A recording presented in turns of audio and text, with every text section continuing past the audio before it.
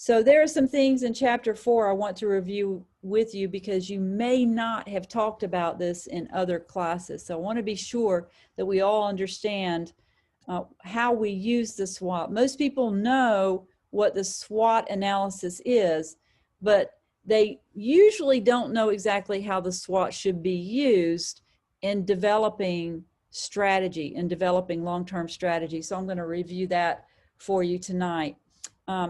In your chapter 4, your textbook talks a lot about resource-based theory, and that's just a fancy word, fancy phrase of just explaining that we are going to focus on the internal resources of your firm that add strategic power, Now, what do we mean by strategic power? Strategic power is achieved by focusing on resources that are rare to your firm, that are also valuable to your target market, and that is difficult for others to copy. So for example, if you believe that your price point is your strategic power, your price point, what you're charging for your products to your customers, well, that's not difficult to copy, is it? So if you are using just price as your uniqueness, it is valuable, something valuable, but it's not difficult for others to copy. So if you change your price, your competitor can change his or her price tomorrow. So that's not a long-term strategic advantage. Not necessarily, it's not necessary the worst choice if you're a Walmart and you have the deep pockets and you have the setup, the whole organizational setup and the chain of a supply chain that allows Walmart to do what it does, then they're able to do it in a big way. But very few people can compete with Walmart. So we usually are looking at a different way to develop strategic power by identifying those resources in our organization that are rare and valuable and difficult for others to copy. So when you're looking for strategic power, typically strategic power comes from your intangible assets. It can come from your physical assets, the things that you can see, touch, and feel. It can come from your physical assets, but it typically comes from your intangible assets, the things you cannot see, touch, and feel, but you know they are valuable. They're difficult to put a monetary value to it, but you know that they separate you, provide a uniqueness from your competition.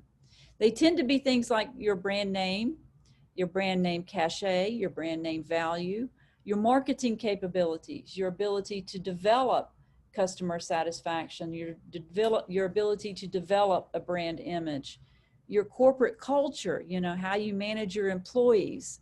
Maybe you have a culture of innovation or a culture of employee satisfaction that lowers your turnover rate and keeps your most experienced employees there at your company. Your any unique technical knowledge or expertise or your ability to serve your customers better. Of course, a patent and a trademark would be great to have as a strategic resource because that protects you from competition to a certain extent. Or like Walmart, your supply chain management, your ability to control your suppliers because you have so much power over them. Anyone who can get into Walmart, if you're selling something, you get into Walmart, that opens up a huge market for you. So usually the most valuable assets are the intangible ones. There are exceptions to that. Sometimes your production capability, your infrastructure, the building itself might provide a competitive advantage, and that can be difficult for others to copy, but it's not usually as difficult as the intangibles. Creating a corporate culture typically takes years. It's difficult to change corporate culture once it's developed. And if someone's trying to copy your culture, that usually takes years, not weeks or months to develop.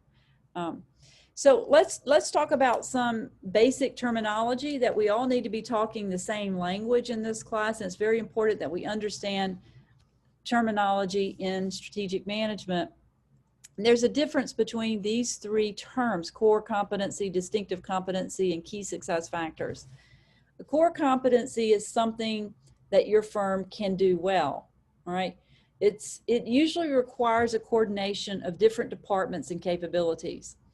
So if you're good at innovating, let's say, if that's your core competency, innovation, then that means you have to coordinate between your research and development department and your marketing department to be able to produce and get new products to market quickly, right? So at Columbus State University, if we want one of our core competencies to be our ability to graduate successful candidates, successful students, then that's not just one department that does that. It is a combination of departments like our admissions department, our financial aid department, and of course every academic department on campus has to coordinate their capabilities with the other departments in order to make that happen.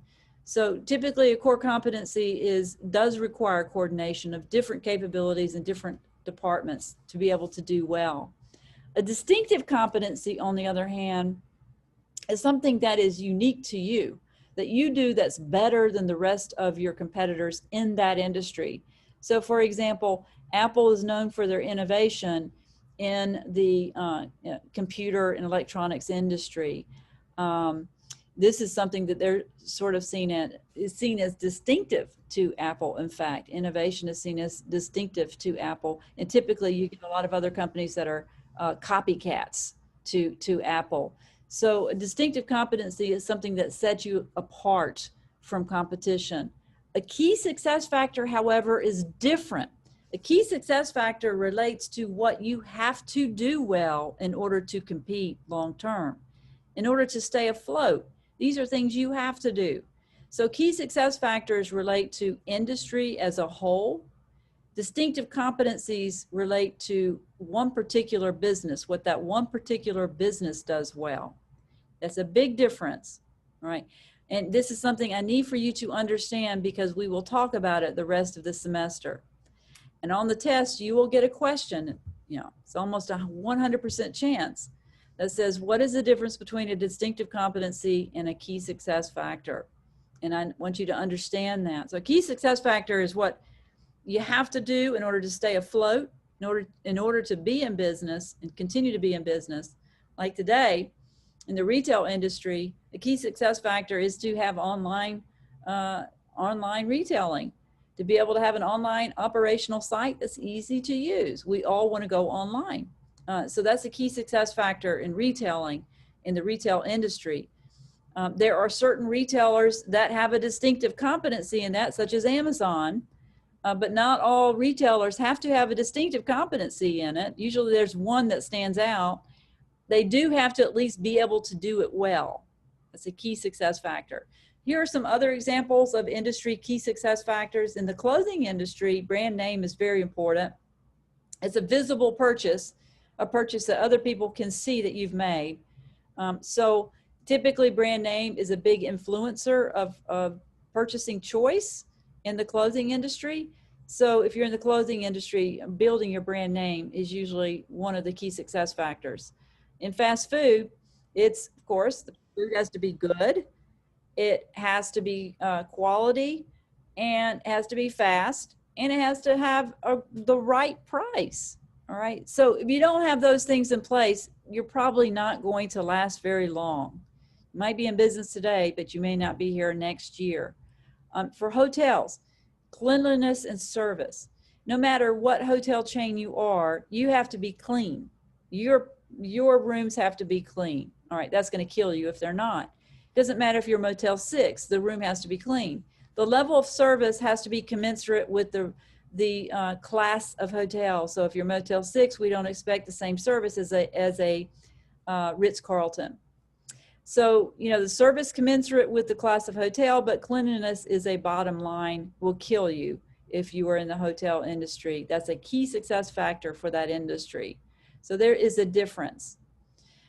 So other examples of distinctive competencies, again, a distinctive competency relates to one firm. Key success factor relates to the industry as a whole, all right? So distinctive competency for Southwest Airlines is known for their corporate culture that focuses on employees. And what Southwest believes is if they take care of their employees, that the employees will take care of their customers. So they have a different kind of corporate culture. And it sort of shows up if you fly in Southwest in terms of their friendliness and the way their customers treat the way their employees treat their customers, rather. Starbucks is kind of known for their ambiance and the quality of their coffee drinks. So if you go anywhere in the world, you see a Starbucks, and you kind of feel like you're back at home in the United States. It's sort of known worldwide for its ambiance and the quality of their drinks. So the key to developing a sustainable competitive advantage is to find out what your distinctive competencies are as a firm. What makes you distinctive? What's unique about you? What's rare? What's valuable? And then look to grow by matching those distinctive competencies to the market opportunities. So I have a picture of, you might recognize that as not a smartphone, that's an iPod. And the way that Apple turned the corner with their business, they used to be a niche computer company, you know, with only like 5% market share in the desktop computing. It was just for, you know, people who were into graphics, typically advertising agencies and such used them. But it was a very unique kind of person who used to use an Apple. Now they're mass marketed product, but they sort of turned the corner by looking at what they did well, which was graphics and music quality.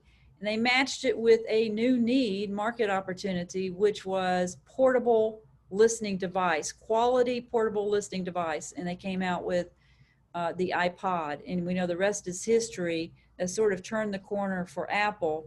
And that's how they were able to grow so fast, through that innovation. But they looked at what they did well, and they looked at where the market needs were, and that's the best way to grow. So I'm going to ask you this on the test too. You know, how do you determine the power of a company resource? How do you determine the strategic power of a company resource? And in order to determine that, we ask 4 questions. We call it the VRIO test. All right, the VRIO test. Does it have value? Is it rare? Is it difficult to imitate? And this last one I want to explain a minute. I don't want you on the test to put organization, because I don't know that you know what that means if you just say organization. What it means is the firm organized to exploit the resource? In other words, is it something the firm can do? Is it a basic competency of the firm? It would be better if it's the firm's strength, if they're strong in that. Not necessarily a distinctive competency, but they know how to do it well. So that's what we mean by organization. It's something you can do well. It's difficult for others to copy. It's rare, and it's valuable to your target market. When we talk about customer value, we're talking about your target market, who you're trying to target. So again, weakness is important. Now we're going to talk about weaknesses in the beginning, especially more so than strengths. Because what I'm going to tell you in just a minute is that one of the first outcomes of a SWOT, after you complete the SWOT analysis, after you finish with your SWOT analysis, the very first thing you should do with it is look at your weaknesses and decide if you have any weaknesses that are related to industry key success factors. And if you do, then that's your first highest priority strategic action that you have to take. Because again, the key success factors are the things that could kill your business long term. And we've got to fix those things first. So if you have any weaknesses, and they could be intangible or tangible, you know, inferior expertise, poor customer service, defective product, lack of production capacity, lack of training in your employees, or just, you know, poorly trained. Those are things that could make or break your company. And if it's related to an industry key success factor, you have to fix those first. So your resource weaknesses that are related to the industry key success factors need to be addressed first. And that's what we do with the SWOT analysis. So when we're looking at ways to grow, we're looking at ways to grow that are a good match with what we can do well, give us the best prospects for profitable long-term growth, because if we are a for-profit company, then in the end, we want to increase our profits. That's what our strategy should be leaning towards long-term, though, and it gives us a potential to sustain a difference, a competitive advantage. So here's what I would recommend for the SWOT. Here's what we recommend for the SWOT. You develop your SWOT: strengths, weaknesses, opportunities, and threats, as we all know. The strengths and weaknesses are internal, where you look at your own company and you compare what you do well and what you don't do so well with your competition. The opportunities and threats are what you'll talk about in chapter 3, and watch that video.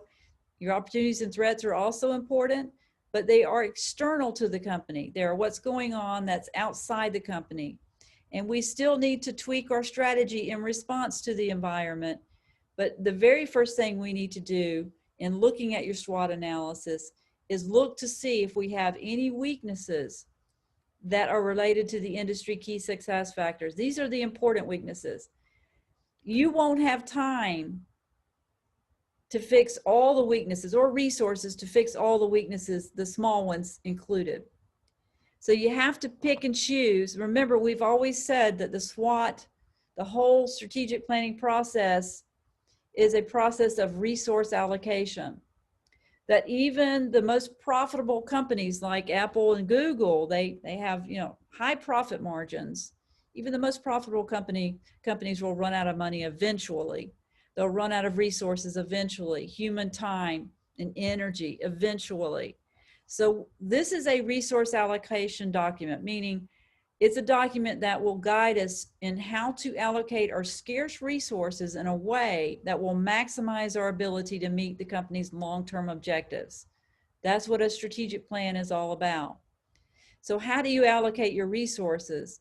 Well, you allocate your resources first in the area of fixing those important weaknesses, which are the ones related to the industry key success factors.